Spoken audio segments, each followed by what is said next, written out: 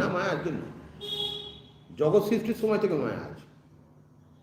সেই মায়া কিরকম বলছেন, বিবিধ শক্তিটুকু অবশ্যই তিনি কুটস্থ, সুতরাং কুটস্থ বলিতে ভগবানের মায়া শক্তি যাহা কারণ উপাধি তাহাকেই বোঝায়, কারণের উপাধি।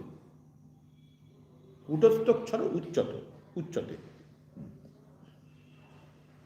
তাহা সংসারের বীজ বলিয়া অনন্ত, এবং এই অনন্ততা হেতুই তাহাকে অক্ষর বলা হয়।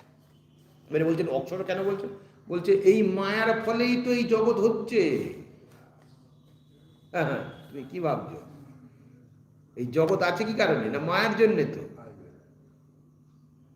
সবাই যদি একসাথে মনে করে আরে এ তো মায়া, আমি তো খেলছি, এ তো এরকম চলতেই থাকবে, চলো আমরা আর আসবো না, ভগবানকে বলে দিই আর আমরা আসবো না, তাহলে আর ভগবানের এই খেলা চলবে?